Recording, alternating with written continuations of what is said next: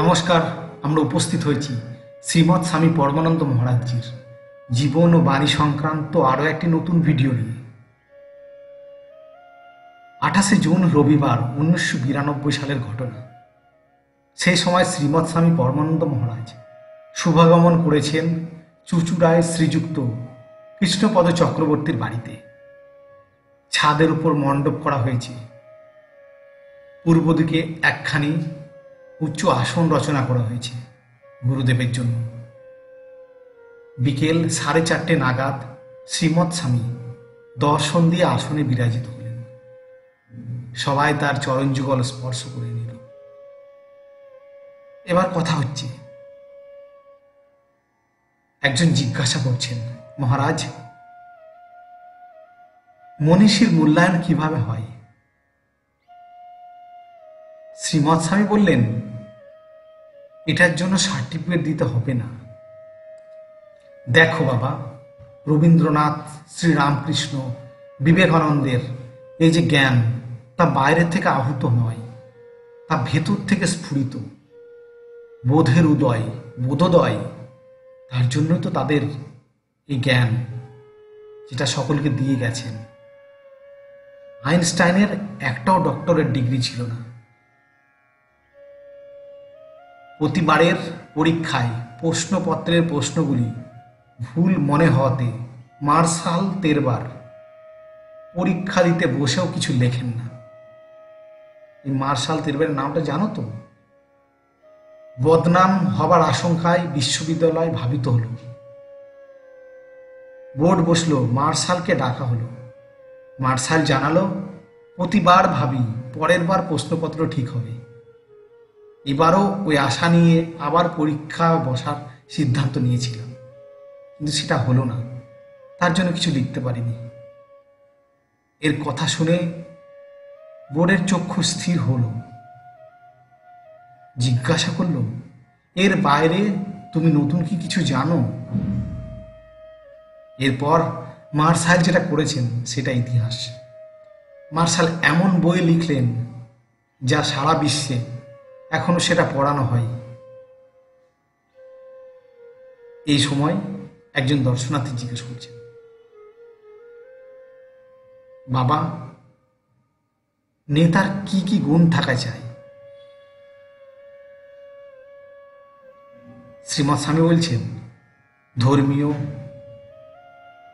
সামাজিক বা রাজনৈতিক যে নেতাই হন না কেন, তাকে ওই বিষয়ে জাতীয় চেতনাটি জাগিয়ে তুলতে হবে। বর্তমানের নেতারা নিজেরাই ওটা ধরতে পারে না, তো সেখানে জাগাবার প্রশ্নই আসে না। আজকের সমাজে নেতা কারা?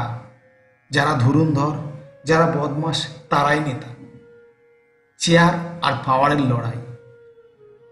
এরা হচ্ছে কেরিয়ারিস্ট আর অপরচুনিস্ট।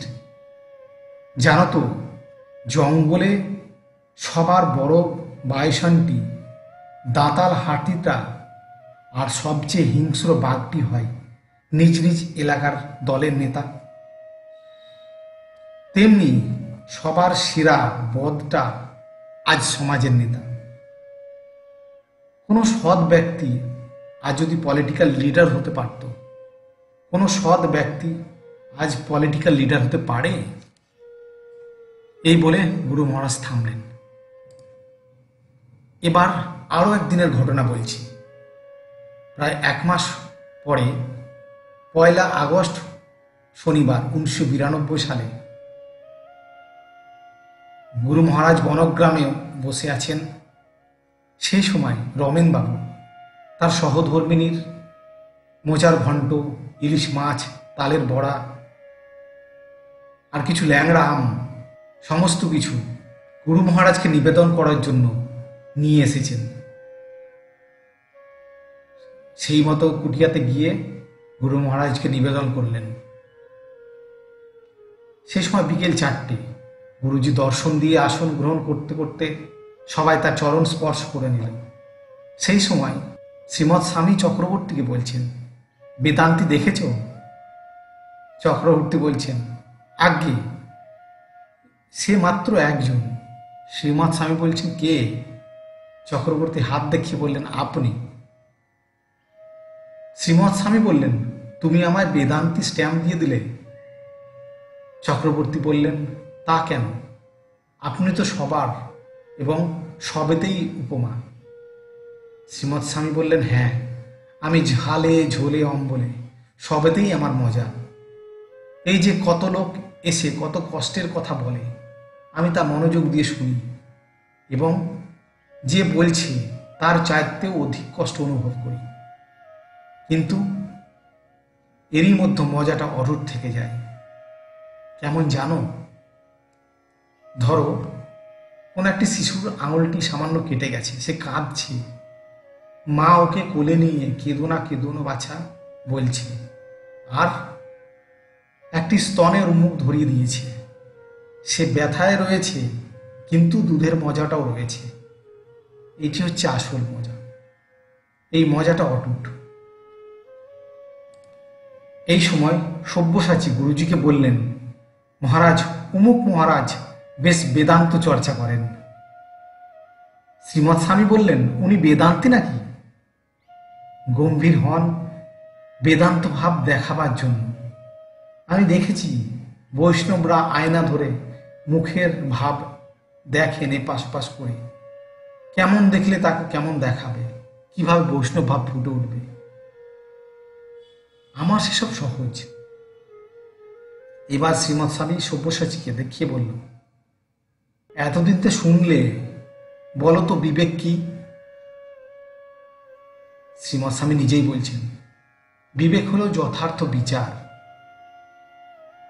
এবার সব্যসাচী জিজ্ঞাসা করছেন মহারাজকে, মহারাজ, যথার্থ বিচার করে এই জগতে আপনি চলতে পারবেন?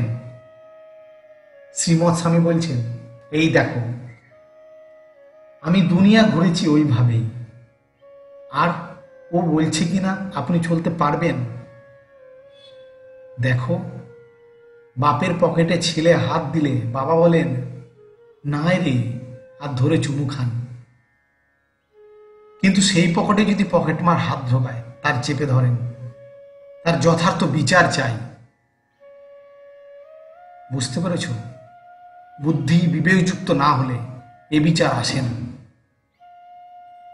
কিছুক্ষণ মৌন থাকার পর সব্যসাচীকে বললেন, আচ্ছা, কেউ গাছটাকে ঈশ্বর ভেবে আলিঙ্গন করলো বা মূর্তিকে দেবতা ভেবে প্রণাম করলো, তুমি কি তাকে পাগল মনে করবে?